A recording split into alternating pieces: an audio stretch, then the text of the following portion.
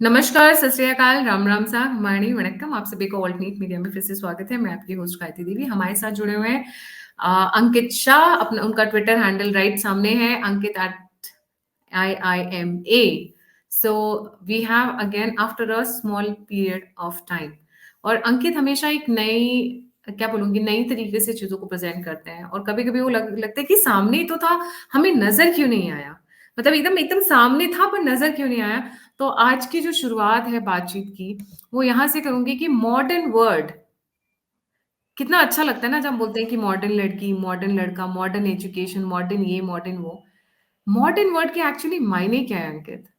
And why are we, जी why it's not something to be very glamorous, तो हो गया word, but nothing to be very proud of, और nothing to be very, क्या बोलते हैं, मतलब अपने आप को बहुत एडवांस समझने की जरूरत नहीं है जब हम वर्ड इस्तेमाल करते हैं मॉडर्न। जी। जी। जय श्री राम दर्शकों को। ये जो इसका पूरा वर्ड का जो कोनोटेशन है, ये यूरोप से आया है, मॉडर्न शब्द। और इसके पीछे पूरी यूरोपियन हिस्ट्री है, जिसमें क्रिश्चियन जो पूरा डॉगमा है, क्योंकि साइंस जैसे जैसे उनका डेवलप हो रहा था वेस्ट में, वेस्टर्न साइंस, तो जैसे जैसे उनको नए लॉजिक मिलते गए, तो जो भी वो वन बुक में और वन गॉड ने जो बोला है माना गया, वो सब कुछ कॉन्ट्ररी दिखने लगा पब्लिक को।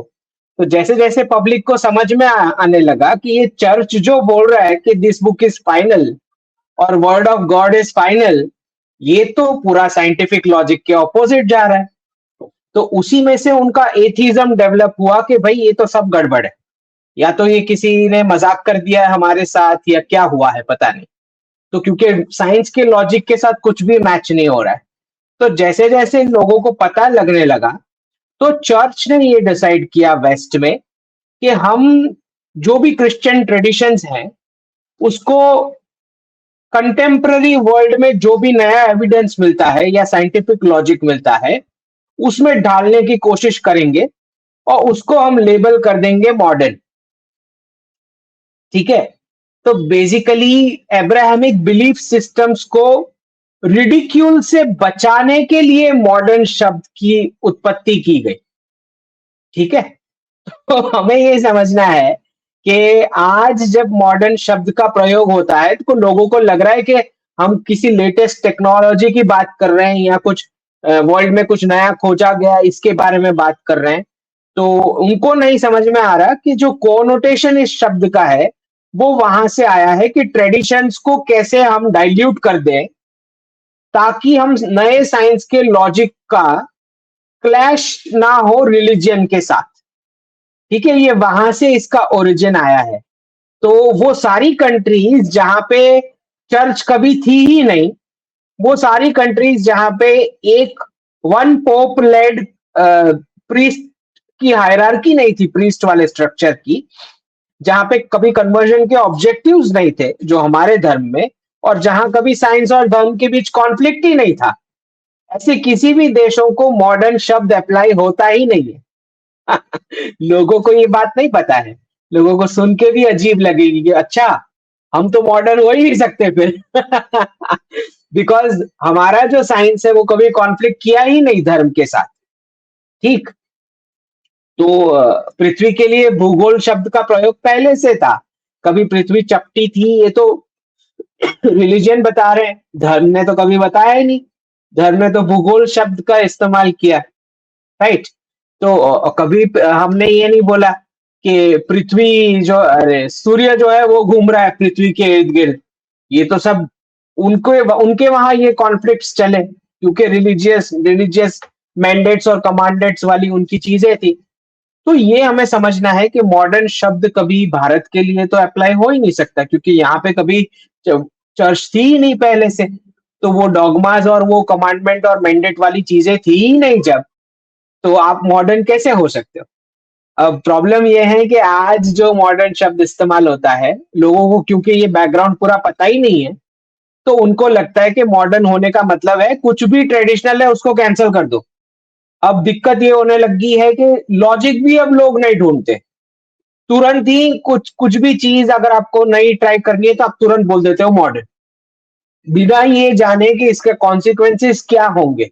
क्योंकि भारतीय ट्रेडिशंस तो सारे ट्राइड एंड टेस्टेड है, क्योंकि हम पूरा सबसे पुरानी सभ्यताओं में से आते हैं, राइट? और हमारे वहां कभी साइंस कॉन्फ्लिक्ट किया ही नहीं रिलीजन धर्म के साथ, राइट? तो लोगों को ये बैकग्राउंड समझना जरूरी है, क्योंकि तुरंत चिपका देते हैं वर्ड मॉडर्न करके। अच्छा, हम तो मॉडर्न हो गए हैं। हाँ, नहीं, सवाल। मॉडर्न लोग की बात करते हैं, बट ये लोग कभी स्लेवरी जो इनके सोसाइटी में मॉडर्न होने के बावजूद भी था, और अब जैसे बहुत सारी सोसाइटीज कह रही हैं कि भाई आपने हमें स्लेव बना के रखा, सो गिव अस रिपैट्रिएशंस। ये डिमांड बहुत तेजी से बढ़ रही है वेस्ट की तरफ। इस पे भी आप काफी नहीं, लिखते रहे हो जी। जी बिल्कुल, ये तो देखो चला ही है। इन्होंने जब पूरा वेस्टर्न वर्ल्ड को क्रिश्चियनाइज किया, उस उसको शब्द ही, वो सिविलाइज वर्ड ही वहां से आया है। सिविलाइजेशन का, सिविलाइज वर्ड का ओरिजिन ही वो है कि सिविलाइज करना मतलब क्रिश्चियन बनाना। तो पूरा वेस्टर्न वर्ल्ड जो पॉलिथिस्टिक था, उसको जब कन्वर्ट किया गया, तो उस प्रोसेस को बोला गया कि हम सिविलाइज कर रहे हैं इन लोगों को। मतलब पहले ये बेवकूफ लोग थे, पहले मतलब ह्यूमन कहलाने के लायक नहीं थे, और अब हम इनको सिविलाइज कर रहे हैं। ठीक है? तो इसी चक्कर में आपने पाया कि बहुत ज्यादा हर जगह वेस्ट में, इनफैक्ट अगर आप यूएस का एग्जांपल ले लो, तो जो नेटिव अमेरिकन थे, उनके उनको इतनी प्रताड़ना की गई, उनका परसिक्यूशन हुआ। जैसे यहाँ पे भी गोवा इंक्विजिशन, जिसका हम एग्जांपल देते हैं कि पोर्चुगीज ने कैसे वहां पे मिशनरीज ने टॉर्चर किया लोगों को कन्वर्ट कराने के लिए, बिल्कुल वैसे पूरे वेस्ट में हुआ ये। तो जो अमेरिकी सभ्यता थी, वहां उनको तो पकड़ के लेके जाते थे यूरोप, और ट्रॉफी एनिमल बना के स्लेव को वहां दिखाया जाता था, और उसका मजाक उड़ाया जाता था। तो स्लेवरी तो उनकी पूरी 3 सेंचुरी का ये परसिक्यूशन चला है। सारी पॉलिथिस्टिक ट्रेडिशंस, नेटिव्स जहां भी थे, ऑस्ट्रेलिया में एबोरिजिन्स थे जिनके साथ वही किया गया। तो ये तो यूरोपियन वाइट सेटलर्स है ना, जो कनाडा, ऑस्ट्रेलिया, यूएस में उनको डोमिनेट करके फिर कब्जा कर लिया उनकी जमीन का, रिसोर्सेस का, और कंट्री बना दिए व्हाइट कंट्रीज, राइट? तो हर जगह नेटिव्स के साथ इन्होंने ये स्लेवरी का किया है। और उसके अलावा जब ब्रिटिश छोड़ के गए सारी कंट्रीज, तो एक ऑर्गेनाइज्ड स्लेवरी का फॉर्मेट एजुकेशन बना के छोड़ के गए कि पेरेंट्स के पैसों से स्लेवरी का पूरा फॉर्मेट ग्लोरीफाइड तरीके से स्पॉन्सर किया जाएगा, और वहां से स्लेव्स निकलेंगे जो ह्यूमन ट्रैफिकिंग जिनकी होगी डायरेक्ट जॉब्स में, एज जॉब प्लेसमेंट, और वो ताली बजा के जॉब में जाएंगे बिना ये जाने कि ये ऑर्गेनाइज्ड स्लेवरी हो चुकी, राइट? ये वही एडम स्मिथ का कैपिटलिज्म, जो डिवीजन ऑफ लेबर और इकोनॉमीज ऑफ स्केल के चलते पूरे विश्व की सबकी एंटरप्रेन्योरशिप खत्म करके लोगों को जबरदस्ती 15-20 साल चार दीवारी में फिक्स करके टोटली ब्लैंक वो निकले बाहर, और एक सर्टिफिकेट पकड़ा के उसको जॉब मॉडल में परपेचुअल गरीब इकोनॉमी बना दी गई सारे देशों की, जो कभी भी सारे के सारे बिफोर ब्रिटेन एंटरप्रेन्योरशिप मॉडल में रिच इकोनॉमी हुआ करते थे। तो ये तो उन्होंने तो पूरा ऑर्गेनाइज्ड स्लेवरी का फॉर्मेट बना दिया। वो जो एक एक स्लेव जो पूरा जंजीर में बांध के जो पब्लिक में बिके जाते थे, जो ये लोग करते थे, उसको उन्होंने कैंपस प्लेसमेंट बना के ग्लोरीफाइड अच्छे कपड़ों में बिठा के एडम स्मिथ का कैपिटलिज्म बोल के पूरा जो वेल्थ लूट लिया गया लोगों का, एंटरप्रेन्योरशिप फॉर्मेट से कन्वर्ट करके जॉब मॉडल इकोनॉमी बना के। तो इसी इसी चक्कर में सारी कॉलोनीज को नौकरों वाला देश बना दिया गया, और स्पेशली हमारा जो 27% वर्ल्ड जीडीपी को देता था, वही कोर्स ऑफ सेक्टर की वैल्यूएशन से। तो हर जगह इन्होंने किया। तो ये तो स्लेवरी के बारे में ना ही बोले तो अच्छी बात है, क्योंकि आज भी वो कॉलोनीज वो एजुकेशन फॉर्मेट में से बाहर नहीं निकल पाई है। इतना खतरनाक ऑर्गेनाइज स्लेवरी का फॉर्मेट ये लोग बिठा के चले गए, और उसको अलग अलग नाम देके को एजुकेशन, वुमन एम्पावरमेंट, राइट, और पूरा सेक्युलराइज सारी समाज को किया गया वही सिलेबस से। इनफैक्ट एजुकेशन डिपार्टमेंट ही तो कभी एंशियंट भारत में सुना है राजा ने एजुकेशन डिपार्टमेंट चलाया हो? कंटेंट वो तय करेगा, कभी सुना है? हमारा तो जो प्रबुद्ध वर्ग है वो चलाएगा ना। प्रबुद्ध वर्ग समाज का जो रिसर्च करता है, जो ऋषि मुनि अपने गुरुकुल चलाते थे, वो कंटेंट तय करते थे ना। राजा थोड़ी कंटेंट तय करेगा, राजा का स्टाफ थोड़ी कंटेंट बनाएगा टेक्स्ट बुक। तो ये डीकोलोनाइजेशन का प्रोसेस ही ये है कि आप जितना जल्दी स्टेट की डिपेंडेंसी से बाहर निकले, तो ये आप एडमिशन और कोचिंग माफिया से भी बाहर निकल पाएंगे। बहुत सारे लोगों के लाइफ के प्रॉब्लम सॉल्व हो जाएंगे, क्योंकि 20-20 साल चार दीवारी में पैक करके जब टोटली ब्लैंक आउटपुट बाहर निकलता है, वो जॉब पे ही डिपेंडेंट होगा। वो क्या करेगा? फिर वो फ्रीबीज मांगेगा, अनएम्प्लॉयमेंट की बातें करेगा, राइट? जब उसको इतने सारे सब्जेक्ट पढ़ाए जाते हैं जो कोई काम के ही नहीं है उसको, और 3 घंटे बिठा के उस बेचारे की मेमोरी टेस्ट करा रहे हो, क्यों करा रहे हो?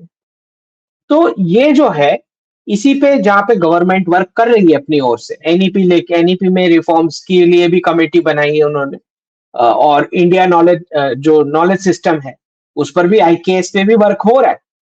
पर मैं मेरा पर्सनल ओपिनियन है, क्योंकि बहुत ज्यादा राइट विंग का क्रिटिसिज्म मैं देखता हूं, जो बोलते हैं कि वर्क क्यों नहीं हो रहा है, एजुकेशन फॉर्मेट चेंज कर दो।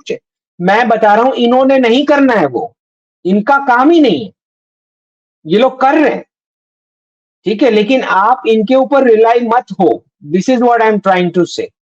तो मैं सारे प्लेटफॉर्म्स में जहां भी मैंने टॉक दिया है, मैं हर जगह समझा रहा हूं कि एजुकेशन जो होता है उसमें क्लासरूम का वेटेज हार्डली 10% होता है, उससे ज्यादा नहीं होता है, ठीक है, बिल्कुल सर। समाज को। कि और आप एजुकेशन ऑटोनॉमस, एजुकेशन की वजह से बहुत सारी चीज़ें चेंज हुई ना। अगर आप वेस्ट में देखोगे, ये जो मैं अभी स्क्रीन पर दिखाने जा रही हूँ, ये वेस्टर्न एजुकेशन का ही तो इन्फ्लुएंस है, और क्या है? How do you see this? And this person is going to be, जो इसमें आदमी दिखाई दे रहा है, यही, Tyler Cherry, he is going to be soon appointed as the associate communications director he in the is White House. Appointed, he is appointed. He is already appointed, yeah. हाँ, तो ये यही है ना, कोलोनाइजेशन का प्रोसेस ही ये है कि एजुकेशन डिपार्टमेंट गवर्नमेंट अपने पास रखती है। उनके पास होना ही नहीं चाहिए, उनका काम ही नहीं है वो, राइट? तो ये तो ब्रिटिशर्स बिठा के चले गए, ठीक है, क्योंकि पूरा प्रोपेगेंडा ही एजुकेशन और इंफॉर्मेशन आउटलेट से होता है ना। लोग सेक्युलराइज क्यों हुए? क्योंकि उनको पढ़ाया गया ऐसा। मुझे आप बताओ कि आचार्य चाणक्य, जब उनको, समाज को उन्होंने जगाया कि ये आपका राजा जो है वो करप्ट है, इसको हटाना जरूरी है। अब मुझे ये बताओ, अगर वो राजा खुद ही एजुकेशन का कंटेंट डिसाइड करेगा, तो आचार्य जगाएंगे किसको? कैसे जगाएंगे? तो ये जो लेफ्टिस्ट कंटेंट की बात हो रही है, वो इसीलिए हो रही है क्योंकि एजुकेशन डिपार्टमेंट इनके पास है। इसीलिए मैं बोल रहा हूं, अच्छा गवर्नमेंट वर्क कर रही है अपनी ओर से इंडिक नॉलेज सिस्टम के लिए, आईकेएस पर वर्क कर रही है, लेकिन क्या ये बाबूस चला पाएंगे वो सिस्टम? कितने डिकेड्स तक चला पाएंगे? कल को कोई पॉलिटिशियन आएगा जो बोलेगा ये टेक्स्ट बुक जाने दो, रिमूव ऑल दिस। ये हुआ है, होता आया है साउथ में, मुझे पता है। मैं एग्जांपल जो बार बार देता हूं, चेन्नई में जैसे मैं वेकेशन के लिए जाता था, तो जैसे ही करुणानिधि पावर में आते वो हिंदी की टेक्स्ट बुक हटा देते, तो जैसे ही जयललिता पावर में आते हिंदी आ जाता सिलेबस में।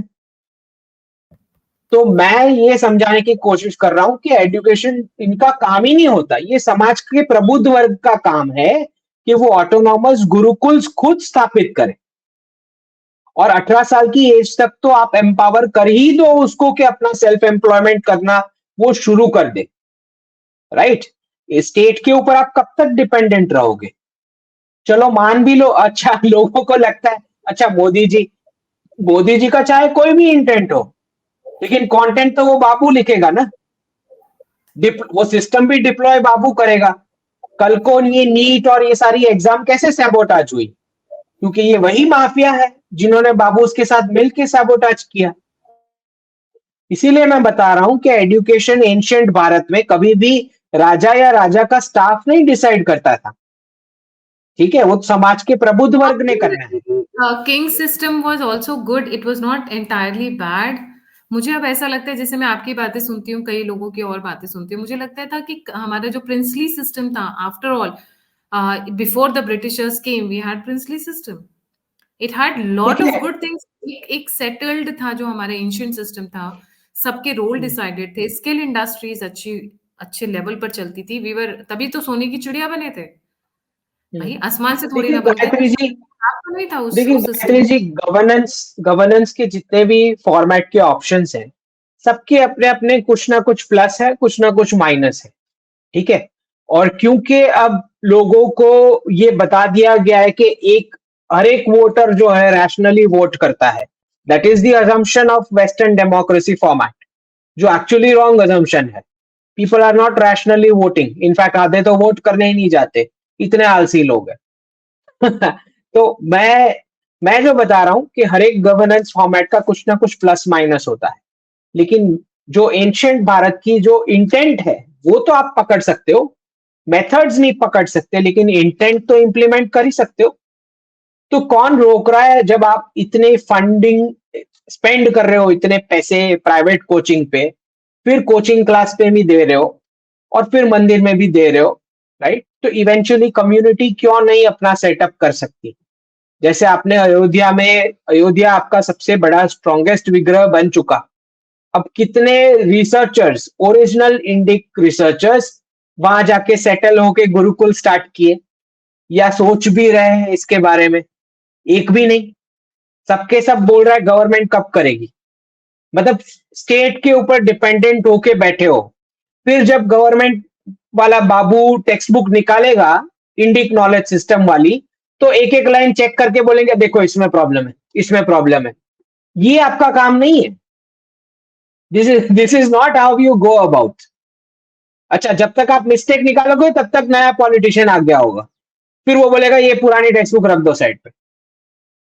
तो एक बात समझो कि कोलोनाइजेशन हुआ ही एजुकेशन एज अ टूल, तो उसको आपको रिवर्स करना है। तो रिवर्स कैसे करोगे? Community lead, community sponsored education format, और कंटेंट और रिसर्च गुरुज लेड होगा। वो कोई कंपनी तय नहीं करेगी, कोई स्टेट तय नहीं करेगा, कोई फैमिली तय नहीं करेगी। ठीक? तब जाके असली में आपका सेल्फ गवर्नेंस, स्वायत्ता जिसको बोलते हैं, वैसा समाज आप दे पाओगे जो एनेबल्ड भी है एम्प्लॉयमेंट, अपनी खुद की सेल्फ एम्प्लॉयमेंट के लिए, एंटरप्राइजिंग के लिए, किसी पे डिपेंडेंट नहीं रहेगा। और फिर लेफ्टिस्ट को छापने दो जो छाप रहे हैं, राइट? जब उसका कोई रियल लाइफ मार्केट में जब उसका कोई आउटकम ही नहीं मिलना है, जब अगर आप सिस्टम से ही बाहर निकल जाते हो, करते रहने दो उनको जो कर रहे हैं। तो this is what it is. तो बेसिकली आपको पैरेलल सिस्टम्स तो रेडी करना शुरू कर देना चाहिए जब आपके pass pro Hindu government power में ऑलरेडी है। ये नहीं होना राइट। चाहिए कि बाबूज लिख के दे रहा है आपको इंडिक नॉलेज सिस्टम। अब मुझे बताओ, वो बाबू जो खुद ही जब वो क्लासरूम फॉर्मेट से निकला है, तो वो कितना कितना सिंसियरली वर्क करेगा इंडिक नॉलेज सिस्टम पे? बताओ आप मुझे।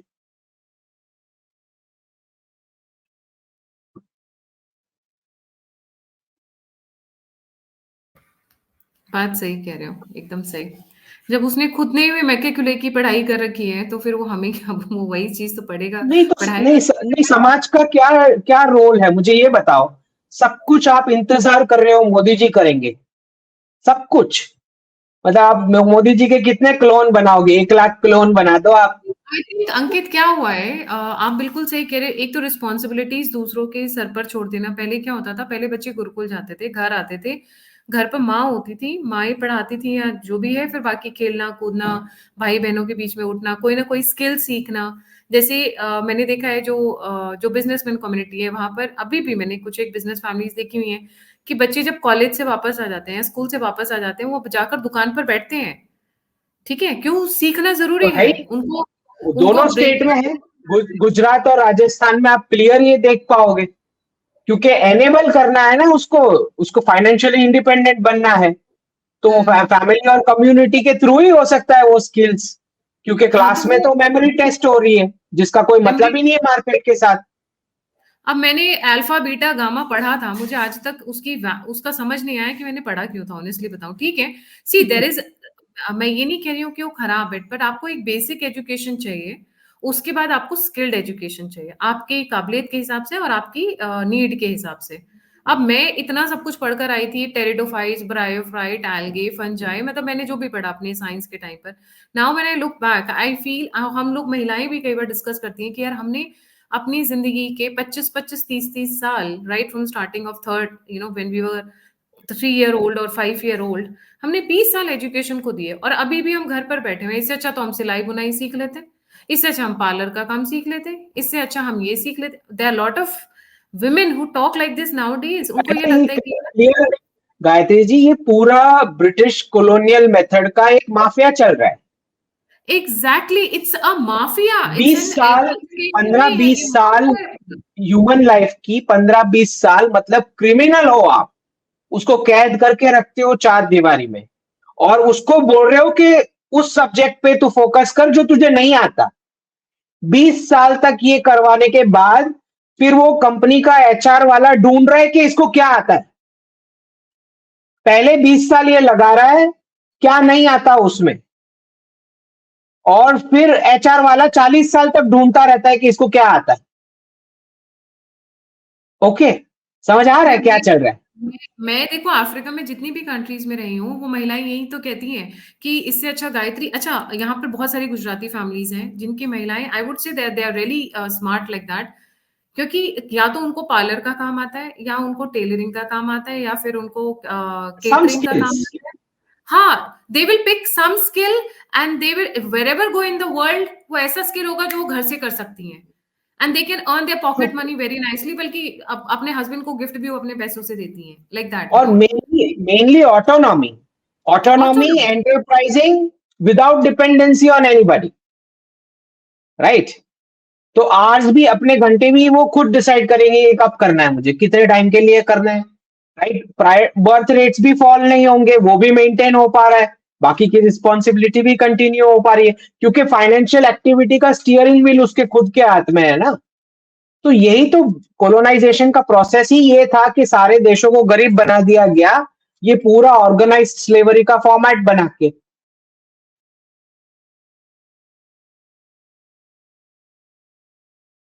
Basically I agree with you on that term. Moving on to the next topic जो आज हम बात करने वाले थे, अचानक से ये जेपी मॉर्गन का स्टेटमेंट आया जो आपने अपने ट्विटर हैंडल पर भी डाला। ये इसको कैसे समझाएंगे, ये सब क्या हो रहा है, गलत हो रहा है, सही हो रहा है जी?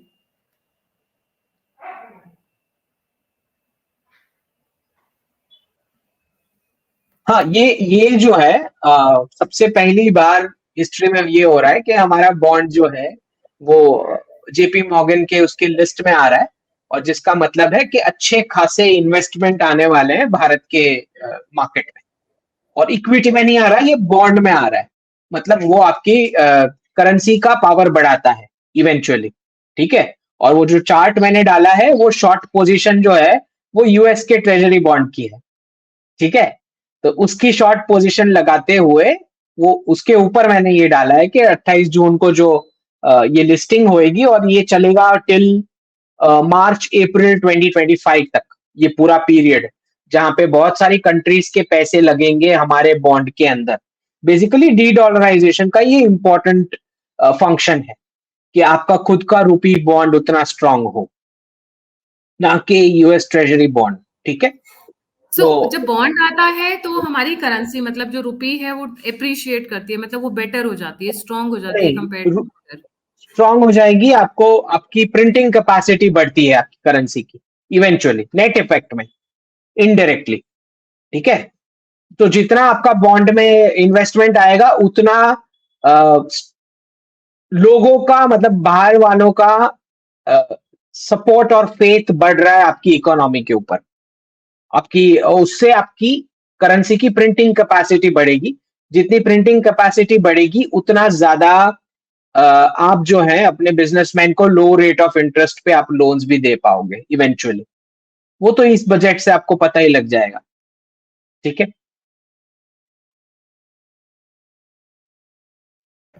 इसके ये साथ एक बड़ा क्वेश्चन बहुत और है। बड़ा बहुत बड़ा हिस्टोरिकल इवेंट हो रहा है ये। दिस इज नॉट बहुत सम बड़ा स्मॉल थिंग। हिस्टोरिक। सो इसको आप like how do you see the forward backward linkages इसके साथ में? अगर रुपी अप्रिशिएट करता है, हमारी करेंसी में इन्वेस्टमेंट होती है, करेंसी स्ट्रांग हो जाती है, तो इसका इम्पैक्ट बाकी सेक्टर्स पे कैसे पड़ता है? और हाँ, नहीं देखें, मार्केट रोज नया करेंसी। रिकॉर्ड तोड़ रही है Ankit, because you have a finance background. आजकल जी। मार्केट रोज एक नया रिकॉर्ड तोड़ रही है। वो क्या इसी से लिंक्ड है या उससे अलग है? नहीं, दोनों चीजें हैं गायत्री जी। सबसे पहले हमें ये समझना है कि रूपी के अप्रिसिएशन की जो आप बात कर रहे हो, वो ट्रिकल डाउन होने में अभी it will take some time. मतलब मैं बड़े अप्रिसिएशन की बात कर रहा हूँ विजावी यूएस डॉलर। वो होने में at least around last quarter of 2025। लेकिन माइनर करेक्शंस तो अभी से आज थोड़ा बहुत आना शुरू हो जाएंगे, माइनर माइनर, एकदम माइनर। ठीक है। लेकिन इंपॉर्टेंट सबसे ये है कि सारी कंट्रीज ये कर रही है, अपने खुद के बॉन्ड्स ला रही है, क्योंकि उन सबको डी डॉलराइजेशन के प्रोसेस में आगे बढ़ना है। राइट। तो सब कोई जो है यूएस ट्रेजरी का ऑप्शन ढूंढ रहा है। तो एक तो सारी सेंट्रल बैंक्स ने गोल्ड कलेक्ट करना शुरू कर दिया है, जो हम भी हमारा 100 टन जो यूके में पड़ा था उसकी डिलीवरी ले रहे हैं। बिल्कुल वैसे सारी कंट्रीज यूके से अपने वॉल्ट में से अपना गोल्ड अभी डिलीवरी ले रही होंगी। उसी के चलते ऋषि सुनक ने प्रीपोन कर दिया इलेक्शन, क्योंकि अगर सिटीजन्स को पता लग जाएगा कि यहाँ से गोल्ड जा रहा है, तो सबको पता लग जाएगा कि करेंसी का रीसेट आने वाला है। तो ऑलरेडी एनीवेज चांसेस वीक ही लग रहे हैं उसके वापस आने के। बट हुँ। अगर पता लग जाए उसके बाद इलेक्शन आए तो it is even worse. Right. तो इसीलिए उन्होंने प्रीपोन कर दिया इलेक्शन। तो बेसिकली सब अपना गोल्ड वापस ले रहे हैं, तो they will be able to dedollarise as fast as possible. तो ये जो ब्रिक्स समिट होने वाली है अक्टूबर में, तो उसमें अच्छे खासे पार्टनर मॉडल में सब कंट्रीज वाइडर ब्रिक्स के मेंबर्स बनने के लिए एप्लीकेशंस आएंगी जो अप्रूव होने वाली है। अब मैं एक ही ऐसा हूँ पूरे जितने भी एक्सपर्ट्स हैं उसमें जो बोल रहा है, जो लास्ट ईयर ही मैंने प्रेडिक्ट कर दिया था कि पाकिस्तान विल एंटर ब्रिक्स। तो and Bharat is supporting that thing. बाकी सारे एक्सपर्ट्स जो हैं वो उल्टा बोल रहे ऐसा क्यों? हैं। अब देखिए, लॉन्ग टर्म जो जियोपॉलिटिकल स्ट्रैटेजीज होती हैं उसमें आगे जाते हुए रीसेट के बाद रीजनल इंटीग्रेशन की पॉसिबिलिटीज आगे जाते हुए बढ़ने वाली है, जिसमें भारत जो है वो पूरा जो ये भारतीय उपमहाद्वीप वाला रीजन है वो अपने जिम में देखता है in a very long term. Right.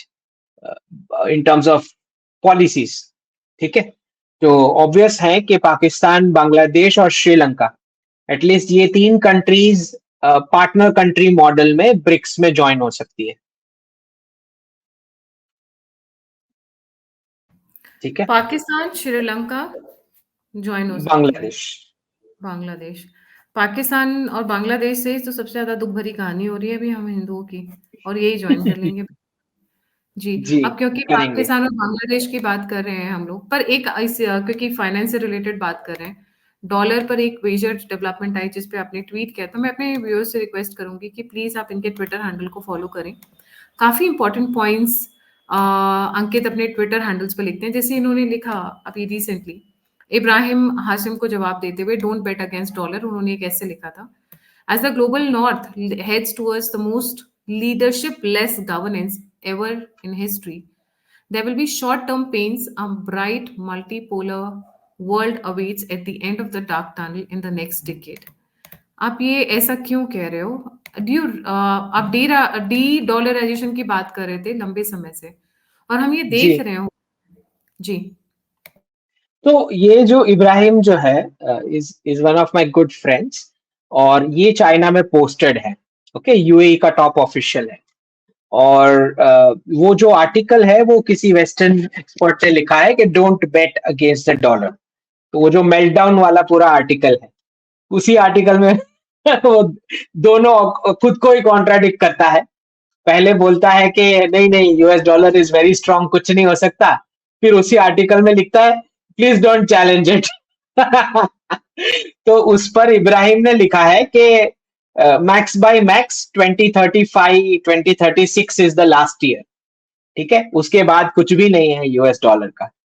तो हम वो Ibrahim was trying to answer him कि हम भी नहीं चाहते कि सडन डी डॉलराइजेशन हो जाए, तो ग्रेजुअल फेस में हम करेंगे और 35 36 तक आपका एंड हो जाएगा जो भी यूएस डॉलर का रोल रहा सिंगल कंट्री रिजर्व करेंसी। तो उसी पे मैंने इब्राहिम को टैग करते हुए लिखा है कि क्योंकि देखिए मेरा थोड़ा व्यू अलग है, मुझे लगता है कि 2035 36 जितना टाइम नहीं लगेगा। मैं तो इसको 2029 2030 को देखता हूँ, जो मैंने 2 साल पहले से 3 साल से प्रेडिक्ट करके रखा है। और क्यों देखता हूँ, क्योंकि मेरी जो समझ है उसमें जियो इकोनॉमिक्स जो है वो जियो पॉलिटिक्स को चलाता है मेजॉरिटी ऑफ द टाइम। लेकिन कुछ एक्सेप्शनल टाइम्स ऐसे आते हैं वर्ल्ड की डिप्लोमेसी में जहां पे जियो पॉलिटिक्स ओवर पावर कर लेगा जियो इकोनॉमिक्स को।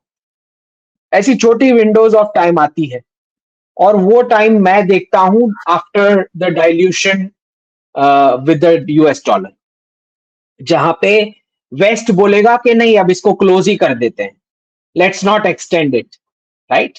तो मेरी ये समझ है कि आपको 2020 लगता है कि यूएस इतनी आसानी से डी डॉलराइजेशन होने देगा, specially given in the context कि उनके पूरा का पूरा जो देश है वो हम लोगों के, मैं व्यूअर्स को बहुत सिंप्लीफाई करके बताना चाहूंगी, जो आप और हम डॉलर को कन्वर्ट करते हैं या करेंसी एक्सचेंज करते हैं, जो बीच में इनको इंटरेस्ट मिलता है यूएस को, या फिर जो पेट्रोलियम खरीदा जाता है बेचा जाता है, या बहुत सारी इंटरनेशनल कमोडिटीज है चाहे मेटल्स है डॉलर्स में खरीदी और बेची जाती है, तो बीच में जो कन्वर्जन मिलता है, जैसे आप सपोज इंडियन रुपीज से डॉलर से या डॉलर टू इंडियन रुपीज, ये जो कन्वर्जन के बीच में जो इंटरेस्ट रेट मिलता है, इसी पे पूरा का पूरा यूएस सर्वाइव करता है। That is why they do not want that dollar to go. They wanted to stay as an international currency कि लोग जितना खरीदेंगे, जितना डॉलर यूज होगा उतना ज्यादा उनको पैसा मिलता है, तो बेसिकली वो हमारे ऊपर सर्वाइव करते हैं। आपको लगता है कि जिस चीज पर उनकी सर्वाइवल है वो उसको इतनी आसानी से जाने देंगे? तभी तो इंडिया के अगेंस्ट जा रहे हैं इतने ये लोग। जी। नहीं, देखिए गायत्री जी, एक ना सिर्फ ये कन्वर्जन रेट्स या उस डिफरेंस की बात है इंटरेस्ट रेट्स के, सबसे बड़ा जो है वो अपना पूरा इन्फ्लेशन ही डॉलर की वजह से बाकी के वर्ल्ड के ऊपर पास ऑन कर देते हैं, ठीक है। हम्म। तो उसी पे चल रहा है। तो it is not the US. देखिए जब आप बोलते हो कि ये यूएस करने देगा, that is what your question. मैं बोल रहा हूं पहले दिन से कि US is aligned on this process. क्यों ये बोल रहा हूं? क्योंकि एक बात समझो कि 35 ट्रिलियन की ओर जा रहा है उनका डेट, उतना माउंटेन खड़ा हो गया डेट का। अब उसको पूरा वाइप आउट करना है तो विदाउट रीसेट नहीं होने वाला। और जब भी किसी कंट्री का इंटरेस्ट एक्सपेंस डिफेंस स्पेंडिंग को क्रॉस कर जाता है, तो जो भी पावर्स टू बी, जिनको हम डीप पॉकेट्स बोलो, जो भी नाम दो, वो नेक्स्ट ज्योग्राफी खोजना शुरू कर देते हैं, जहां क्योंकि उनके लिए nations are like portfolios for profits. मतलब ये स्टॉक काम नहीं आ रहा तो फिर next stock, right, something like that. तो वो ये हमेशा से करते आए हैं। तो वो अमेरिकन को पूछ के अमेरिका को सुपर पावर नहीं बनाए थे। अमेरिकन सुपर पावर बन गए क्योंकि डीप पॉकेट्स चाहता था कि अमेरिकन करेंसी रिजर्व करेंसी बने। व्यूअर्स को ये समझना जरूरी है। तो डिसीजन मेकर्स अमेरिकन सिटीजन्स नहीं है। उनको तो बेचारों को पता ही नहीं है कि इराक वॉर क्यों हुआ, उनको पता ही नहीं कि अफगानिस्तान वॉर क्यों हुआ, उनको पता ही नहीं है यूक्रेन वाला क्यों हो रहा है, वहां पे क्यों इतनी फंडिंग जा रही है। They are not making the decisions. Decisions जो ले रहे हैं वो डिसाइड करते हैं कि कौन सी कंट्री की करेंसी हमें अब पावरफुल बनानी है। ओके, तो वो डिसीजन लेने वाले व्हाइट हाउस में नहीं बैठते, ये मेरा अंडरस्टैंडिंग है। तो पहले दिन से मैं बता रहा हूं कि US is aligned on this decision. At least 93% जो नंबर मैं बताता हूं फैक्शन, जो अलाइंड है इस प्रोसेस पे। लेकिन पूरे 100% ने इंटरफियर किया है हमारे इलेक्शन में। क्यों? डिस्पाइट अलाइनमेंट विथ अस, क्योंकि वो नहीं चाहते उतनी पावरफुल गवर्नमेंट के ट्रेड के लिए वो नेगोशिएट और बार्गेनिंग पावर ना रहे, राइट। क्योंकि अगर 400 सीट आ जाती थी फिर तो सब कुछ भारत के टर्म्स पे ही वो बिजनेस होता। जितना भी होना है, वेल्थ ट्रांसफर भी होना है तो भारत के टर्म्स पे ही होना है। तो उनको लगा कि हम उस हद तक का इंटरफियरेंस करेंगे जहां पे पूरा स्वीपिंग मेजॉरिटी ना आए। ओके, कुछ बार्गेनिंग पावर बचे उनके पास भी, जब वो हम उनका बिजनेस ऑपरेशंस यहां शिफ्ट करना शुरू करेंगे। Pretty successful in their strategy. लेकिन मुझे नहीं लगता कि मोदी जी इस नंबर पे भी उनका कुछ ज्यादा सुनने वाले हैं या बेंड हो जाएंगे, मुझे नहीं लगता। ठीक है। तो पूरे 100% ने इंटरफियर किया। कोई नहीं चाहता उनमें से कि राहुल गांधी आए, क्योंकि राहुल गांधी आएगा तो उनका इन्वेस्टमेंट डूबेगा, क्योंकि वो तो पता है खटाखट वाली स्कीम उन्होंने भी सुनी होगी वहां से। तो उनका तो बैंकरप्सी वाला जो हमारा प्लान है ऑपोजिशन पार्टीज का, तो ऑपोजिशन पार्टीज को तो वो बिल्कुल भी प्रेफर नहीं करेंगे कि वो पावर में आए, लेकिन वो चाहते हैं कि नंबर ऐसा हो कि बार्गेनिंग पावर उनके पास भी कुछ बचे। तो उन्होंने भरपूर इंटरफियरेंस किया, और मैंने ये वार्न किया था, इलेक्शन से पहले भी किया था, कंटिन्यूअस किया था, क्योंकि सारे प्लेटफॉर्म्स इनके हैं, वो आगे चलते भी करने ही वाले हैं इंटरफियरेंस, वो सुधरने नहीं वाले। एक तरफ आपसे हाथ मिलाएंगे, डील्स करेंगे और इंटरफियरेंस भी करेंगे। तो you will have to make proper strategy to counter them, right? और हमारे एक इंडियन आपने बिजनेसमैन को भी अलर्ट रहना हम्म, पड़ेगा इनको काउंटर करने के लिए। एक आपने बहुत अच्छा पोस्ट लिखा था in response to Azad Aslam, outcome of hmm, petrodollar and the geopolitics to sustain one single country reserve currency model। मतलब एक करेंसी को मेंटेन करने की वजह से कितनी कंट्रीज में वहां की सिविलाइजेशंस नष्ट हो गई। इनफैक्ट मैं वो, क्योंकि hmm, video I am not, I hope copyright नहीं हो तो मैं वीडियो ही चला दूंगी। पाकिस्तान में हम्म, पूरा का पूरा पाकिस्तानी जो कल्चर था वो हट गया, वहां पे बुर्का आ गया। Similarly Syria, Afghanistan, Iraq, Iran, सारी कंट्रीज में एक अलग कल्चर हुआ करता थे, they were never never Islamist. So you mean to hmm. say the introduction of petrodollars led to the destruction of all these local cultures and communities and replaced it with a burqa community in short? जी। बिल्कुल, बिल्कुल यही हुआ है। और radicalisation के fundament उसमें लिखा है मैंने कि हाँ। फंडामेंटल्स तो ऑलरेडी थे। ऐसा नहीं है कि यूएस ने इस्लाम को इजाद किया है, नहीं, वेस्ट ने इजाद किया है, नहीं। फंडामेंटल्स रेडिकलाइजेशन के ऑलरेडी थे, लेकिन पेट्रो डॉलर की वजह से जो पूरी स्पॉन्सरशिप हुई, फंडिंग हुई, उसी के चलते। वरना आप मुझे बताओ, 1971 से पहले बॉलीवुड ने अपने नाम हिंदू रखने पड़ते थे, नहीं पड़ते थे सरवाइव करने के लिए? सब कोई को अपना नाम चेंज करना पड़ता। आपको खान्स कब मिले बॉलीवुड में? पेट्रो डॉलर के बाद। जावेद सलीम की स्क्रिप्ट्स कब आई? पेट्रो डॉलर के बाद। अमिताभ 786 का बिल्ला लेके कब घूम रहा है? पेट्रो डॉलर के बाद, राइट? आपके अल्लाह मौला ये सारा स्क्रिप्ट लिरिक्स कब आ गया? पेट्रो डॉलर के बाद। आपके हाईवे की दोनों साइड की प्रॉपर्टीज कब एक ही कम्युनिटी के पास आ गई? पेट्रो डॉलर के बाद, राइट? आपके आपके सारी स्क्रीन पे प्रेम वाली मूवीज चल रही थी कब? जब आपके सारे सिटीज में टेरर अटैक चल रहे थे, पेट्रो डॉलर के बाद। तो ये तो बहुत साफ है कि जहां भी रेडिकलाइजेशन हुआ वो पेट्रो डॉलर का डिप्लॉयमेंट था, और वही single country reserve currency format को चालू रखने के लिए एक कंट्री को डॉलर्स और आर्म्स दिए गए, बाजू वाली कंट्री को सैंक्शन किया गया। उसी में सारे टेरर ग्रुप्स बने ना। दो कंट्रीज को क्लैश करवाने में ही तो सारे टेरर ग्रुप्स बने।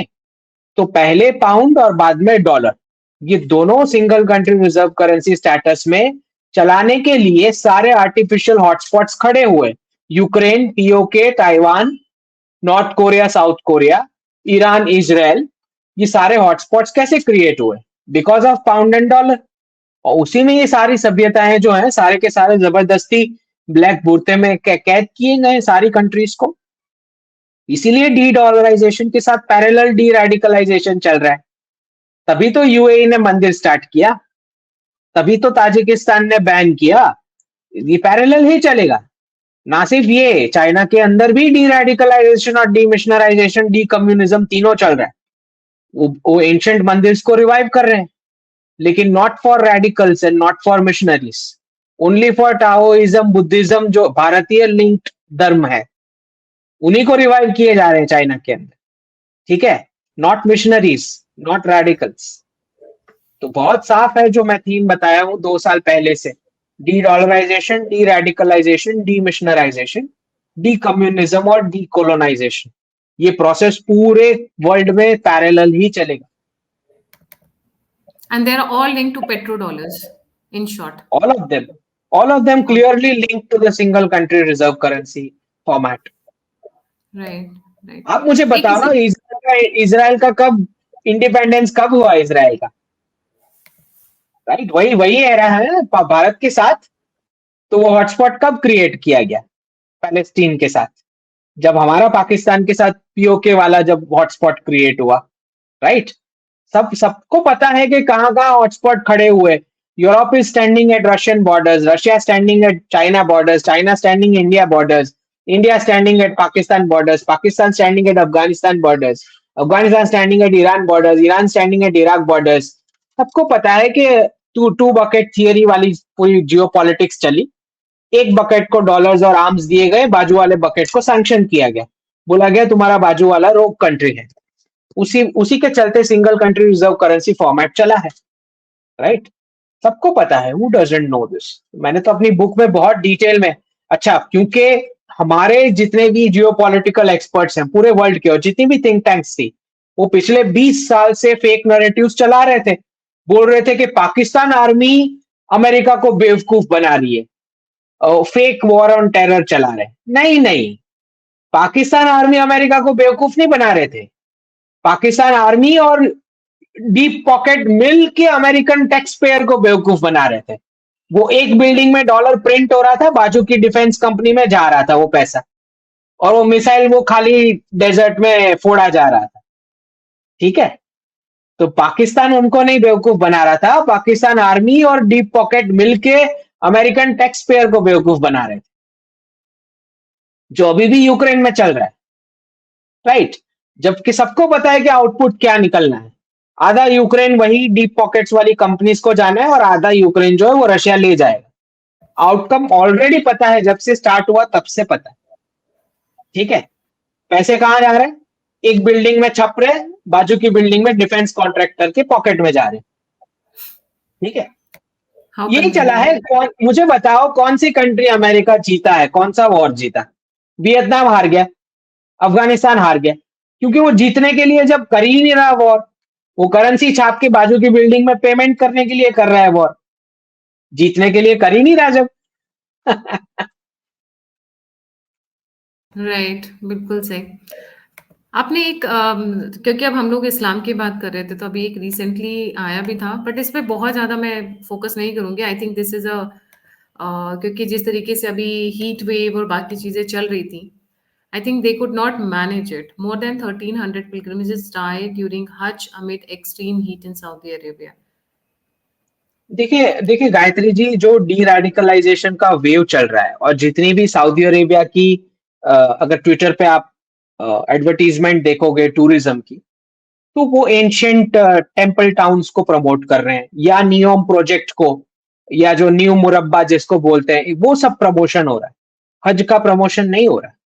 और आपको समझना पड़ेगा कि इवेंचुअली ये जो इस प्रकार के जब न्यूज आते हैं, तो प्रेशर आता है कि इन्वेस्टमेंट करने वाले कंट्रीज से फिर भाग जाएंगे। अगर आप इस प्रकार के न्यूज, इस प्रकार के वाक्य बढ़ते जाएंगे, तो मेरा तो इस पर यही सजेशन है कि सऊदी अरेबिया को फोकस करना चाहिए अपना टूरिज्म डाइवर्सिफाई करने में, और हज के अलावा जो जो भी है उसको ज्यादा प्रमोट किया जाना चाहिए। तब जाके एक फेवरेबल इन्वेस्टमेंट डेस्टिनेशन वाला उनका इमेज क्रिएट होगा। तो मैं तो मानता ही हूं कि जितना, क्योंकि आप कितना फैसिलिटी दे पाओगे, क्योंकि जगह तो एक ही है वहां पे, रिलीजियस प्लेस एक ही है जो है, तो डाइवर्सिफाई करना makes more sense in the long term for the economy. बिल्कुल सही कह रहे हो आप। दो एरियाज हैं, क्योंकि आप जियोपॉलिटिक्स को बहुत ध्यान से देखते हैं। One is Israel Lebanon and the other is India China. जी, व्हाट आर द लेटेस्ट देखिए, डेवलपमेंट? मैं बता रहा हूँ, लेटेस्ट नहीं है ये इजराइल लेबनान वाला, मैं आपको बताता हूँ क्या है। मैं गया था जब इजराइल, मैंने विजिट किया है, ठीक है, मैंने वो जहाँ पे अटैक हुआ था वो सारे एरियाज भी मैं पर्सनली विजिट किया हूँ। जब मैं हाइफा में था, हाइफा हाइफा मैंने विजिट किया जिस दिन उनका शब्बात था उस दिन, जबकि वो टाउन सिटी बंद रहता है। इसके बावजूद मैंने विजिट किया बिकॉज आई वांटेड टू सी कि कैसे चाइनीज टर्मिनल वहां पे हाइफा पोर्ट पे ऑपरेट हो रहा है।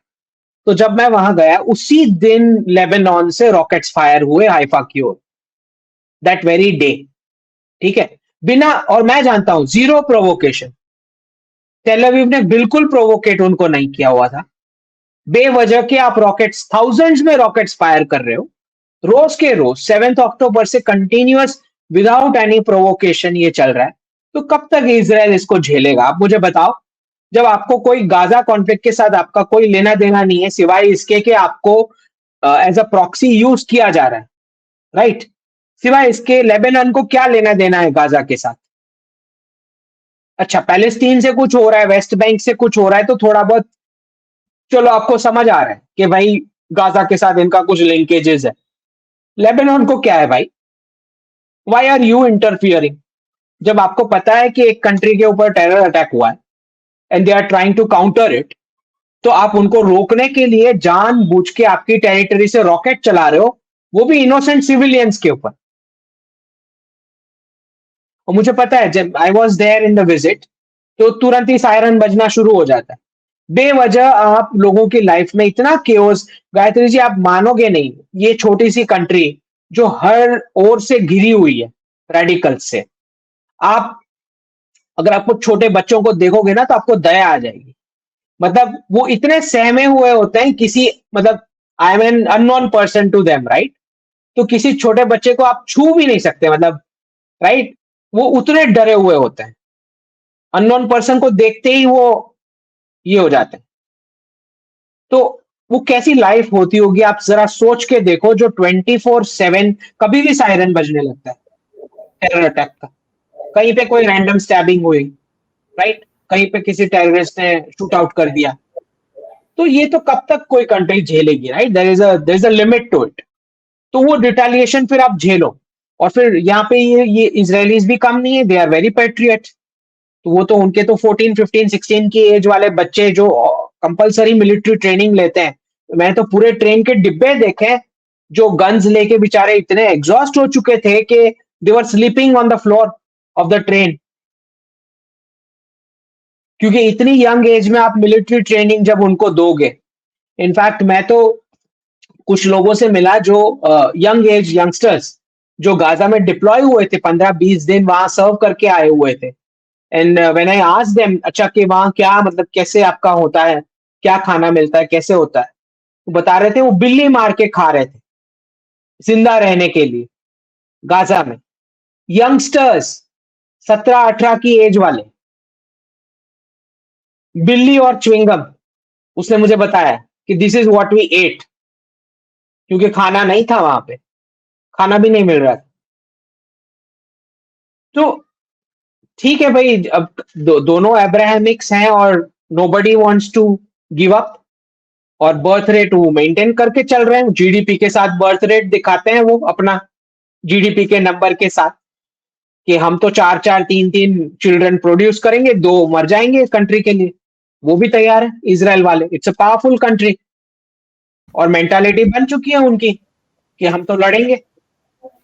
सो there That is is no what end to matters. This war, there is no end to this war, this conflict, क्योंकि पूरा घेर रखा है सारे इस्लामिक कंट्रीज ने उनको, और रोज उनको परेशान कर रहे हैं।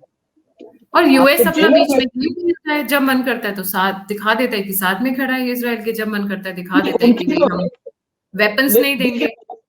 उनका तो बहुत क्लियर है कि भाई पैलेस्टाइन को एड देना है और इसराइल को आर्म्स देना है। बेसिकली कॉन्फ्लिक्ट चलते रहना चाहिए, because that is what helps there economy. उन तो वॉर इकोनॉमी में मानते हैं ना वेस्ट वाले तो। There is no end to this kind of, मैंने बताया ना, 2 That बकेट्स, is why एक somebody said bucket no, for dollars, being एक enemy bucket with for dollars. that is why somebody said no, being enemy with US will be dangerous, but being friends is fatal. Israel ke saath, which is its best friend, kind of a thing, or whatever the close relation they have since time immemorial. Yet, look at the game that they are playing with their own supporters. पर Moving on to the Israel के last. पास भी तो option नहीं है, Israel के पास कोई option नहीं है इसके अलावा, बिकॉज जिस साइज का असला उनको चाहिए, जिस नंबर में, वो तो यूएस ही प्रोवाइड कर सकता है, Russia is not going to provide, right? Right. तो बस यही सिचुएशन है वहां पे, इट्स अ कांस्टेंट कॉन्फ्लिक्ट, और they are giving a fight. I am telling you, they are not going to bow down to this कि आपने Islamic terror किया तो हम झुक जाएंगे, वो उस टाइप की प्रजा नहीं है वो। इंडियंस के लिए बहुत रिस्पेक्ट रखते हैं वो, क्योंकि Indians were the only ones जहां पे वो सेफ थे जब पूरा वर्ल्ड वाइड उनका प्रोसिक्यूशन हुआ। लेकिन ये तो मानना पड़ेगा कि उनकी विमेन भी, we are going to give birth to 4 children, 3-4 children, और 2 तो जाएं, that kind of attitude they have. Preparedness, mental preparedness they have. हाँ Right. So moving on to the last one, Ankit, that is India-China relation of late. आप काफी tweet करते रहे हैं जी। जी। तो क्योंकि मैं जानता हूँ, before before I joined social media, पूरा नरेटिव चलता था कि अच्छा, इंडिया चाइना वॉर अभी कल शुरू हो रहा है, कल शुरू हो रहा है करके। तो वेरी एक काइंड ऑफ, क्योंकि वेस्टर्न नरेटिव है, जो वहां की मीडिया का इन्फ्लुएंस तो आप मानते ही हो, और दूसरा क्योंकि चाइना का हिस्ट्री रहा है, 1962 आपके साथ हुआ है, जो भी अभी गलवान वाला हुआ, एलएसी स्टैंड ऑफ चल रहा है, तो जो ऑन ग्राउंड देखेगा, इनफैक्ट जो भी आर्मी से रिलेटेड है, उनको तो लगेगा ही कि हाँ भाई एनिमी। बट कभी आपने जयशंकर जी के मुंह से कभी नहीं सुना कि चाइना इज एन एनिमी? कभी सुना है? कभी नहीं सुना। तो आपको ये समझना है कि जो टू बकेट थियरी में क्लैशेस करवाए गए, सीसीपी को खड़ा किया गया, पाकिस्तान आर्मी को खड़ा किया गया, तो रशिया और भारत को काउंटर करने के लिए वही two bucket theory, US dollar को कंटिन्यू करने की। तो आपको ये समझना है कि डी डॉलराइजेशन के चलते कम से कम इतना अरेंजमेंट तो दो कंट्रीज के बीच अग्रीमेंट हो ही सकता है कि यूनिपोलर वर्ल्ड हमें क्लोज करना है।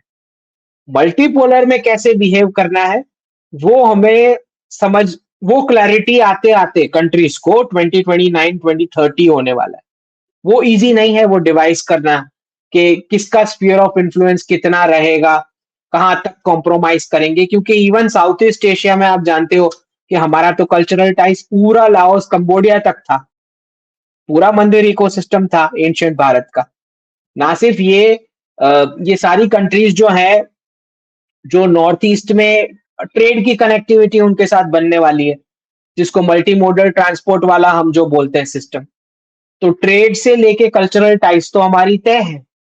और जहां तक प्रश्न मिलिट्री एडवेंचर का है, तो हमने तो साफ कर दिया है कि we are not going to, मतलब हम, मुझे नहीं लगता कि ताइवान में हम कोई military help, boots on ground या ऐसा कुछ करने वाले। कोई एक्सपर्ट बोल रहा है तो उसके दिमाग में कुछ गड़बड़ है, ठीक है? ऐसा कुछ भी नहीं होने वाला कि हम बूट्स ऑन ग्राउंड भेज देंगे बचाने के लिए, ऐसा कुछ नहीं होने वाला है, ठीक है? आप मान के चलो। दूसरा, क्लैशेस एलएसी पे चलते रहेंगी जब तक वो फाइनल नहीं होना है, तो वो तो आपको वॉर प्रिपेयर्डनेस तो हमेशा से होनी ही चाहिए, that's a natural thing, okay. दूसरा, आपको ये समझना है कि चाइना के साथ हम डीकपल नहीं करने वाले हैं इकोनॉमिकली, ठीक है? तो वेस्ट ने क्वाड से फोकस हटा के स्क्वाड बना लिया, फिलीपाइंस को ऐड करके, और क्वाड को साइड पे रख दिया है, ठीक है? तो हमें भी कोई शौक नहीं है, आपको डीकपल करना है चाइना के साथ, आप करें। हमारा इकोनॉमिक इंटरेस्ट नहीं बनता है चाइना के साथ डीकपल करने में। तो हमारा ट्रेड तो आगे जाते हुए बढ़ने वाला है, कम नहीं होने वाला चाइना के साथ, ठीक? और जहां तक बायलैटरल रिलेशनशिप का सवाल है, जहां तक मुझे समझ में आ रहा है, ना ताइवान में हम बूट्स ऑन ग्राउंड भेजने वाले हैं, ना पीओके में वो बूट्स ऑन ग्राउंड भेजेंगे, ठीक है?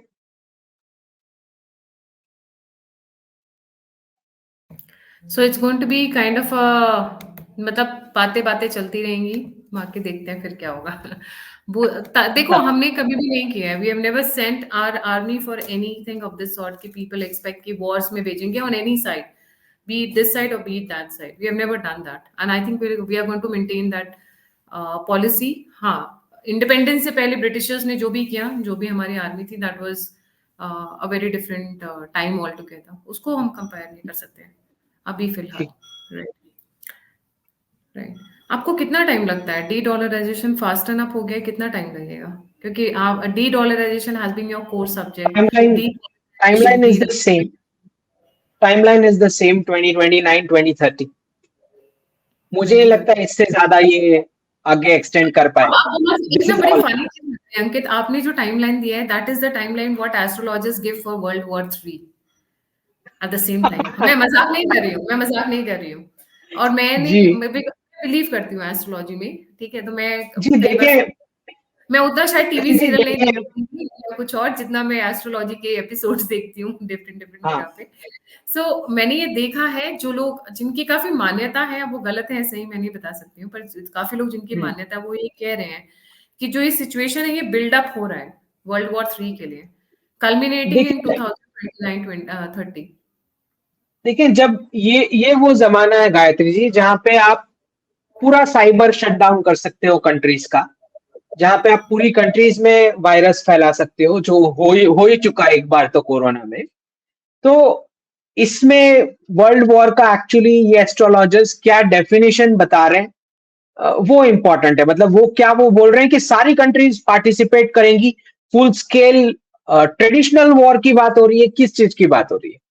तो मुझे ये नहीं समझ आया, क्योंकि वर्ल्ड वॉर शब्द का मतलब ये होता है कि जैसे वर्ल्ड वॉर 1 और वर्ल्ड वॉर 2 में कन्वेंशनल वॉर में 20, 30, 40, 50, 60 कंट्रीज ने पार्टिसिपेट किया हो, क्या इस चीज की बात हो रही है, किस चीज की बात हो रही है? That is the question. हाँ, मुझे नहीं वर्ल्ड लगता ये वाला होना है। मुझे कि नहीं वो लगता ये वाला होना है कि 50, 60 कंट्रीज वेपन्स के साथ कन्वेंशनल वॉर करेंगी, ये मुझे नहीं लगता। वरना वो एस्ट्रोलॉजर्स को पूछो कि कौन सी कंट्रीज आप बता रहे हो, कम से कम 25 कंट्रीज के नाम बता दो कि ये कंट्रीज पार्टिसिपेट करेंगी। चार कौन पांच सी कंट्रीज कंट्रीज के की नाम बात? तो लोग बोल ही रहे हैं, USA, 4-5 is China, not a world war. That is Iran, not a world war. USA, UK, France, मतलब 10 कंट्रीज के नाम तो खैर मैंने ही सुने हैं उन लोगों के मुंह से, 10-12 नहीं कंट्रीज। नहीं, आई रियली डाउट दिस, क्योंकि अब जो वॉर है वो बॉर्डर्स को क्रॉस कर चुका है गायत्री जी, कब का क्रॉस कर चुका है। बॉर्डर्स में अब लास्ट में होते हैं, पहले इंटरनली प्ले आउट हो जाते हैं, ठीक है। तो आई रियली डाउट के एक्चुअली वर्ल्ड वॉर में वो कितनी कंट्रीज की बात कर रहे हैं, आई एम नॉट श्योर। तो I don't see any signal, because जो अभी दिख रहा है, जो यूक्रेन में हुआ, जो पीओजेके में होने वाला है, जो ताइवान में इवेंचुअली होने वाला है थ्रू दिस डिकेड, ये तीनों हॉटस्पॉट्स में, और ईरान इजराइल के बीच, ये चारों मुझे कोऑर्डिनेटेड लग रहा है। मुझे ये अपोज किया जाने वाला नहीं लग रहा है, रियल वाला नहीं लग रहा है, ये कोऑर्डिनेटेड दिख रहा है मुझे, ठीक है, स्क्रिप्टेड। ओके, अपोज करने वाला जो वॉर होता है उसमें रियल कन्वेंशनल वॉर होता है, जहां पे सामने वाली कंट्री को पता ही नहीं था आपने अटैक किया, या आउटकम्स नहीं मालूम थे, और वो इस तरह 1-2 साल नहीं चलते जैसे यूक्रेन का चल रहा है। मतलब जेलेंस्की वहां पे पूल पार्टी कर रहा है एक तरफ, और दूसरी ओर ऐसे नहीं होते, रियल वॉर ऐसे नहीं होते। तो एक्चुअली मैं उसकी मतलब वो मुझे गलत नहीं गायत्री जी, करती। मुझे आप ये बताओ गायत्री जी, आपको लगता है व्लादिमीर पुतिन को उसका लोकेशन नहीं पता होगा? आपको लगता ही? I think that's hard to believe कि नहीं पता होगा, उनमें सब कुछ पता होगा, बट सही बात है। लेट्स तो how do you see Russian the oil world और गोइंग गैस, इन देखिए पैरेलल? देखिए रशियन ऑयल और गैस, उस पर मल्टीपल कंट्रीज अपना प्रीमियम चढ़ा के उसी वेस्टर्न सिटीजन्स को बेच रही है।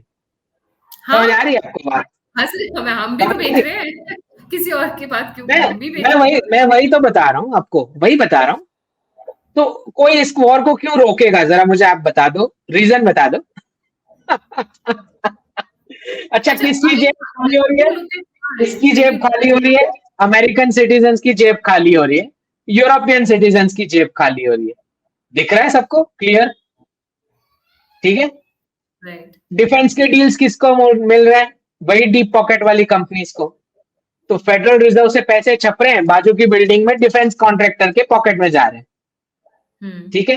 वही रशियन ऑयल गैस पे रशिया खूब बना रहा है अपनी जीडीपी, बिल्कुल वैसे सारी कंट्रीज बना रही प्रॉफिट, ठीक है। ये रियल वॉर ऐसे नहीं होते हैं गायत्री जी, मतलब वो एस्ट्रोलॉजर्स को आप जाके जरा पूछो कि कोऑर्डिनेटेड वाले कौन से वॉर की बात हो रही है। उनकी बात साइड पे रखो, क्योंकि हम अब थोड़ा सा हल्के से बात करें।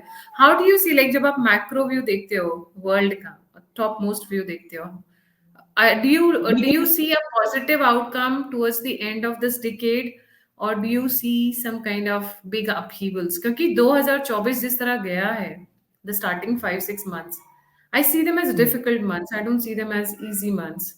मतलब ऑन द कॉन्ट्रास्ट अगर मैं 2023 की बात करूँ तो मुझे एक बहुत पॉजिटिव फीलिंग आती है, year that had a very nice positive impact, right? मैं सिर्फ ईयर की बात कर रही हूँ। आप कैसे देखते हो इस डिकेड को, कैसे देखते हो? Where do you see the world going in direction, which direction?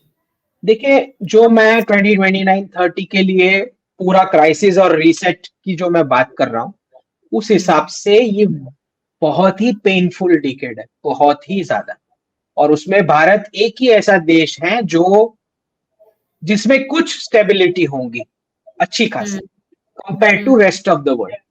Rest of the world में इतना इंस्टेबिलिटी होगा। मैंने आज सुबह भी ट्वीट किया, एक एनआरआई बिजनेसमैन को मार दिया गया, ठीक है, जो मैंने प्रेडिक्ट किया ही था कि इनकी बारी है। तो मैं बता रहा हूँ, जो स्टेबिलिटी भारत एक ही दे पाएगा, जो मुझे नहीं लगता किसी और के पास होगी। तो बड़ा पेनफुल डिकेड है, क्योंकि 400 साल का single country reserve currency format का साइकिल क्लोज हो रहा है। अच्छा, तो मैं आपको एक एग्जांपल भी दे सकता हूं। जैसे बैंगलोर से एक क्लाइंट है जिसका ले ऑफ हो गया सडनली, टेक सेक्टर में था। अब जिनकी 1 करोड़ 20 लाख, 1 करोड़ 30 लाख जैसी सैलरी, नीचे आके उसको बोला जा रहा है कि तुमको 18 लाख देंगे, ठीक है। तो आप समझ सकते हैं कि single country reserve currency format में सर्विसेज सेक्टर ने पूरी वैल्यूएशन चोरी कर ली थी एग्रीकल्चर सेक्टर, मैन्युफैक्चरिंग, लॉजिस्टिक्स, ये सारे कोर सेक्टर्स से। अब वो सारे कोर सेक्टर्स वापस अपने रियल वैल्यूएशन में जाएंगे थ्रू दिस डिकेड। तो जैसे ही वो टेक वाले पर्सन को मैंने फार्मिंग ऐसा बोला, तो उसने ऐसे करके मुंह बनाया, क्योंकि वो जब वो एसी रूम से निकला ही नहीं है, वो डेस्क पे से ही वर्क किया है। और वो ब्रिटिश क्लासरूम फॉर्मेट ने वो सर्विसेज सेक्टर का एक ग्लोरिफाइड वर्जन बना के दिखाया है। ये यही चीज एनआरआईज के साथ हो रही है, क्योंकि जैसे ही मैं बात करता हूं डी डॉलराइजेशन की, तो पता लग जाता है कि वो फेक लाइफस्टाइल थी जो एंडलेस प्रिंटिंग मशीन ने स्पॉन्सर की। अब वो पर्सन को डाइजेस्ट कैसे होगा जो 30-40 साल ये सोच के जी रहा था कि वो इंटेलिजेंट था, इसलिए उसको इतना ज्यादा पेमेंट मिल रहा था। मैं बोल रहा हूं कि वो प्रिंटिंग मशीन था, वो पूरा फेक था।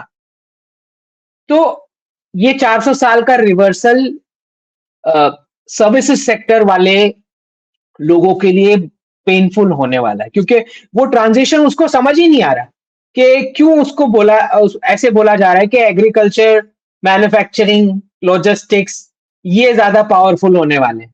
उसको वो बात ही समझ नहीं आ रही, उसको डिफिकल्ट लगने वाला है ये डाइजेस्ट होना, और वर्ल्ड वाइड ये होने वाला है। तो जो थोड़ी बहुत जॉब मॉडल वाली अच्छी खासी पॉसिबिलिटीज बच जाएंगी, वो भारत में बचने वाली है। बाकी सबका तो बेड़ा गर्क होने वाला है, बाकी सारी कंट्रीज का। मतलब उनको लगेगा कि ये क्या ही हो गया, मतलब समझ ही नहीं आएगा कि ये सब क्या हुआ, क्योंकि राइट। पूरा उनका मॉडल ही इस पे बेस्ड था, single country reserve currency. At least हमारे टीयर 2-3 में सारे कोर सेक्टर्स में अभी भी सेल्फ एम्प्लॉयड मॉडल पे थे और है। तो वो कुशन मिल जाएगा हमारी इकोनॉमी को बहुत बढ़िया। और क्योंकि ये गवर्नमेंट तो बहुत ही प्रो है, जिसको पता है कि ये सब क्या चल रहा है, तो I think we will be in a very comfortable good position compare to rest of the world through this decade. लेकिन पेनफुल तो है ये डिकेड, ये तो मानना पड़ेगा। एनआरआईज पे अटैक्स तो बहुत एक बढ़ने वाले। अजीब सी फीलिंग, एक अजीब सी बेचैनी when you look at the news, when you look at whether you go east or you go west, when you look at the things, especially west में ज्यादा टर्बुलेंस मुझे फील होती है जब मैं न्यूज पढ़ती हूँ। अब इंडियन स्टूडेंट्स को मारना हो गया, या फिर बहुत सारी वो जिनको तो हम ये सब पूरा एलजीबीटीक्यू चला के कोलैप्स करा रहे हैं सोसाइटी को, आपको सो पता हाँ, ही है। अब तो LGBT चला के कोलैप्स पूरा करा रहे हैं। पेंटागन में चला गया है, अब व्हाइट हाउस में एंटर हो रहा है। आप इमेजिन करके देखो, क्योंकि होता क्या है, ये सारी वो आइडेंटिटीज हैं जो ऑलरेडी विक्टिम कार्ड है। वो उसका जन्म ही इन विक्टिम कार्ड से हुआ है। मतलब आप उसको कुछ क्वेश्चन पूछ ही नहीं सकते, राइट? कि you are not accountable for now anything, It जो has भी its own इकोनॉमी way. के साथ हो रहा है। That is not anybody. वो किसी ह्यूमन का फॉल्ट नहीं है। ह्यूमन का फॉल्ट ये है कि भाई आप इंसान हो, दूसरे इंसान को इज्जत दो, बट हम इंसानों में भी कमी है। जैसे किसी को नेम शेम कर देना, ट्रांसजेंडर्स को स्पेशली। देखिए, अब क्योंकि मैं साइंस बैकग्राउंड से हूँ, मेरे बहुत सारे टर्मिनोलॉजीज निकलते हैं उसी तरीके से। लेगार्ड्स होते हैं, ओके, लेगार्ड होने का मतलब ये नहीं हो गया कि आप सब कुछ चीज में अच्छे हो गए और एक सारी चीजों में खराब हो गए आप, ऐसा भी नहीं होता है। So you are a laggard, it's okay. And learn to respect others. हर कोई अपनी अपने पॉजिटिव और नेगेटिव एट्रीब्यूट्स के साथ पैदा हुए हैं, और स्पेशली ट्रांसजेंडर्स का उनके लिए भी मेरे मन में तो ज्यादा सहानुभूति होती है, क्योंकि उनके साथ गलत हो गया जब वो लेकिन कभी गायत्री जी, ये वो वाला नहीं चल रहा है, ये स्क्रिप्टेड वाला चल रहा है। स्क्रिप्टेड स्क्रिप्टेड वाला वाला चल चल। रहा है। हाँ, एग्जैक्टली। ये जो जबरदस्ती थोपा जा रहा है लोगों पे, और छोटे बच्चे वेस्ट में जो 3 साल 4 साल 5 6 साल की एज वाले, जिनको ये सब कुछ पता ही नहीं है कि ये सब क्या चल रहा है, और फार्मा जिनको ये कंपनीज परमानेंट कस्टमर बनाने के लिए ये उनको कर ये रही है। बता रही है कि टीच की फार्मा इंस्टेड ऑफ। कंपनीज जो हैं वेस्ट में, वो उनको परमानेंट कस्टमर बनाने के लिए हार्मोनल इंजेक्शंस के ये सब कर रही है। वो बच्चों को नहीं पता है ये चीजें। ठीक है, तो ये वही चीज है जो first world war second world war के बीच जर्मनी में हुई। जर्मनी में सारे ही जो जेंट्स थे, मूवमेंट चला। राइट, यहाँ अभी जो चल रहा है उससे तो कहीं ज्यादा चल रहा था। जर्मनी उसी में में से क्या हिटलर आया ना। आपका आवाज 1 मिनट के लिए चला गया था, can you repeat that line, Germany में? बिकॉज 1 सेकंड के लिए आवाज चली गई थी ये जी। जो स्क्रिप्टेड, ये जो पूरा फाइनेंशियल रीसेट जो चल रहा है, ये वही सीक्वेंस वाले स्टेप्स हैं जो फर्स्ट और सेकेंड वर्ल्ड वॉर के बीच हो चुके हैं। नया नहीं है कुछ। राइट, तो जैसे फर्स्ट वर्ल्ड वॉर के बाद स्पेनिश फ्लू आया, वैसे यहाँ पे यूक्रेन वाला कॉन्फ्लिक्ट और कोरोना आया। ठीक है, उसके बाद एलजीबीटीक्यू मूवमेंट चली पूरे जर्मनी में, जिसको वीमार रिपब्लिक का जिसको हिस्ट्री पता है उन सबको पता होगा कि जर्मनी की हर एक स्ट्रीट में जो मैन थे वो फ्रॉक पहन के घूमते थे, मेकअप और लिपस्टिक लगा के। तो ये जो एलजीबीटीक्यू का मूवमेंट है सोसाइटी को कोलैप्स कराने का, ये कोई नई स्क्रिप्ट नहीं है, ये वही चल रही है फाइनेंशियल रीसेट से पहले वाली। तो उसी के बाद हिटलर आया, और उसके बाद ये जो 1929 और 30 का जो वर्ल्ड वाइड डिप्रेशन हुआ, अभी भी यही सीक्वेंस चल रही है, नथिंग न्यू। तो आपको कैलिफोर्निया, शिकागो या न्यूयॉर्क जो इलीगल्स जा रहे हैं, जो पूरा एलजीबीटीक्यू का मूवमेंट चल रहा है, it's all sponsored and paid. Yes, undoubtedly undoubtedly. Same and ऐसा नहीं, sequence, Ukraine natural conflict, Ukraine population में कॉन्फ्लिक्ट, कोरोना, यूक्रेन हम्म, कॉन्फ्लिक्ट, कोरोना, एलजीबीटीक्यू, और जो डिप्रेशन रिसेशन आएगा because of the reset, because बिल्कुल ऑफ वैसे स्पेनिश फ्लू, एलजीबीटीक्यू वाला movement Germany के अंदर, फर्स्ट वर्ल्ड वॉर वाला कॉन्फ्लिक्ट, और हिटलर के आने के बाद डिप्रेशन और recession, same process, same process, नया नहीं सेम हो रहा सेम सेम स्क्रिप्ट, राइट जी। Thank you so much Ankit for joining. आप हमेशा हमेशा नए एंगल्स, नए पॉइंट्स, नई इन्फॉर्मेशन लेकर आते हो, और आपके साथ बैठने में बहुत मजा आता है। Thank you so much for joining. जाने से पहले सभी व्यूअर्स से रिक्वेस्ट है, अगर आपको हमारा प्रेजेंटेशन अच्छा लगता है, कंटेंट अच्छा लगता है, आप हमें मोटिवेट करना चाहते हैं, इनकरेज करना चाहते हैं, बूस्ट करना चाहते हैं, तो लाइक, सब्सक्राइब और शेयर करना ना भूलें। अगर आप कंट्रीब्यूट करना चाहते हैं, यूपीएस स्क्रीन के ऊपर है। आप फीडबैक देना चाहते हैं तो सभी लिंक्स डिस्क्रिप्शन बॉक्स में है। इसी के साथ जय हिंद, जय श्री राम, हर हर महादेव। जय हिंद।